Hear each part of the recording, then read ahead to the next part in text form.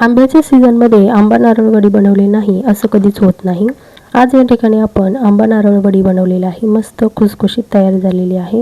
ही वडी जर पाहताल तर अजिबात ताटाला चिकटलेली नाही. ज्या वड्या ताटाला अजिबात चिकटत नाही त्या वड्या खाताना सुद्धा दातामध्ये अडकत नाही. अशा प्रकारच्या वड्यांचं खुसखुशीत मिश्रण कसं बनवायचं, त्यानंतर किती वेळ हे मिश्रण शिजवायचं, हे सर्व या व्हिडिओमध्ये मी सांगितलेलं आहे. ही वडी अगदी पहिल्यांदा जरी बनवली ना तरी सुद्धा परफेक्ट जमेल. अगदी नवशिक्के जरी असतील ना तरी सुद्धा त्यांना ही परफेक्ट जमेल. तुमचं सगळ्यांचं वैशाली किचनमध्ये मनापासून खूप खूप स्वागत. आंबा नारळ वडी बनवण्यासाठी या ठिकाणी मी मिक्सरचं भांडे घेतलेलं आहे आणि यामध्ये एक नारळ हा कापून घेतलेला आहे. सुरुवातीला नारळाचा वरचा भाग काढून टाकायचा आणि फक्त आपल्याला पांढरा भाग वापरायचा आहे. सर्व साहित्य आपल्याला एकाच वाटीने मोजायचं आहे. ज्या वाटीने आपण नारळ घेतला त्याच वाटीने सर्व साहित्य आपल्याला वापरायचं आहे. आता हा सुरुवातीला नारळ आपल्याला मिक्सरच्या भांड्यामध्ये बारीक करून घ्यायचा आहे. त्यानंतर ज्या वाटीने आपण नारळ मोजला त्याच वाटीने या ठिकाणी मी काही आंब्याचे काप घेतलेले आहे. त्यानंतर काही 2-3 टेबलस्पून इतकी दुधाची मलाई घातलेली आहे. यामुळे वडीला छान चव येते. या ठिकाणी तुम्ही एक तर दुधाची मलाई किंवा मिल्क पावडर वापरली तरी देखील चालणार आहे, पण मी दुधाची साय कमी असल्यामुळे काही प्रमाणात मिल्क पावडर वापरलेला आहे, जे दुकानामध्ये अगदी सहज उपलब्ध होते. आता हे मिश्रण पुन्हा एकदा मिक्सरला फिरवून घ्यायचं. त्यानंतर जेवढ्या प्रमाणात सर्व आपण साहित्य घेतलं तेवढ्याच प्रमाणात आपल्याला साखर सुद्धा घ्यायची आहे. सर्व साहित्य एकाच वाटीने मोजलेलं आहे, त्यामुळे तुम्ही कोणत्याही भांड्याचा वापर करून हे साहित्य घेऊ शकता. हे सर्व पदार्थ आपण मिक्सरच्या भांड्यामध्ये चांगलं बारीक दळून घेतलेलं आहे. आता या ठिकाणी जर पाहता तर मिश्रण छान घट्टसर तयार झालेलं आहे. वडीचं मिश्रण बनवण्याआधी आपल्याला आणखीन एक पूर्वतयारी करायची, म्हणजे ज्या भांड्यामध्ये आपल्याला वडी थापायची आहे त्या भांड्याला सुरुवातीला तेल किंवा तूप लावून घ्यायचं आहे. भांड्याला तेल लावल्यामुळे वडी अगदी सहज निघून येते. आता या ठिकाणी गॅसवर पॅन ठेवलेला आहे. गॅसची फ्लेम अगदी लो ठेवायची आणि या वडीचं बॅटर आपल्याला पॅनमध्ये घालून घ्यायचं. आंब्याची वडी बनवण्यासाठी शक्यतो पिकलेल्या आंब्याचा वापर करावा, म्हणजे वडीला रंग सुद्धा छान येतो आणि चव देखील. गोडाचा पदार्थ असला तरी सुद्धा यामध्ये चिमूटभर मीठ घातलं ना की या पदार्थाला आणखीन एक प्रकारची छान चव येते. मीठ घातल्यानंतर चमचेच्या साहाय्याने हे मिश्रण आपल्याला सतत हलवायचं आहे. पॅनमध्ये बॅटर घातल्यापासून म्हणजे अगदी सुरुवातीपासून ते मिश्रण तयार होईपर्यंत गॅसची फ्लेम अगदी आपल्याला लो ठेवायची आहे. अधेमध्ये कुठेही गॅसची फ्लेम अजिबात वाढवायची नाही. गॅसची फ्लेम जर वाढवली तर मिश्रण तळाला बसतं आणि वडीचा रंग पण बदलतो आणि चव देखील. हे मिश्रण आपल्याला सतत हलवायचं आहे. आता या ठिकाणी जर पाहताल तर 15 मिनटं झालेली आहे आणि मिश्रण हलकंसं घट्टसर झालेलं आहे. वडी बनवण्यासाठी साधारणपणे 20 ते 25 मिनटं लागतात.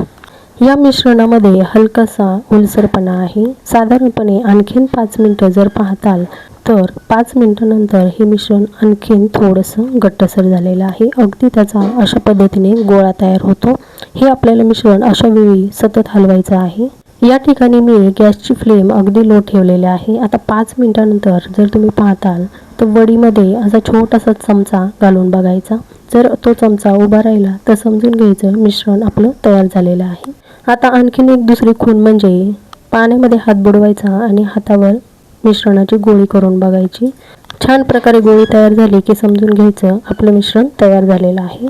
आता तिसरी गोष्ट म्हणजे पॅनमध्ये या मिश्रणाचा अगदी गोल गरगरीत गोळा तयार होतो. तर या ठिकाणी आपलं मिश्रण तयार आहे. लगेचच हे मिश्रण आपल्याला ताटामध्ये घालून घ्यायचं आहे आणि वड्या बनवण्यासाठी सेट करून घ्यायचं आहे. चमचेच्या मदतीने किंवा कोणत्याही भांड्याच्या साहाय्याने ही वडी आपल्याला सेट करायची आहे. बरेच वेळा मिश्रण बनवत असताना ते कोरडं होतं. जर कोरडं झालं तर 1-2 चमचे दूध घालायचे आणि पुन्हा एकदा मिश्रण गरम करून वडी सेट करायची. ताटामध्ये मिश्रण सेट केलं की आपल्याला हे मिश्रण ओलसर असतानाच या वड्यांना आकार देऊन घ्यायचा आहे, कारण मिश्रण जर थंड झालं तर या वड्यांना व्यवस्थित आकार पडणार नाही. आता या ठिकाणी तुम्ही तुमच्या आवडीप्रमाणे लहान मोठे जसे हवे त्या पद्धतीने वड्यांना काप देऊ शकता.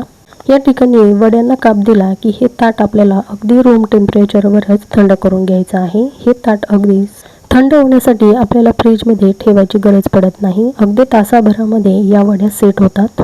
आता या ठिकाणी जर पाहताल तर वड्या छान सेट झालेल्या आहे. पुन्हा एकदा या वड्यांना चाकूच्या मदतीने कट करून घ्यायचं, म्हणजे अगदी सहज या वड्या ताटापासून विलग होतात. या वड्या जर पाहताल तर अगदी सहज मोकळ्या झालेल्या आहे, अजिबात ताटाला चिकटलेल्या नाही। या वड्या तुम्ही अगदी महिनाभर सुद्धा स्टोर करून ठेवू शकता।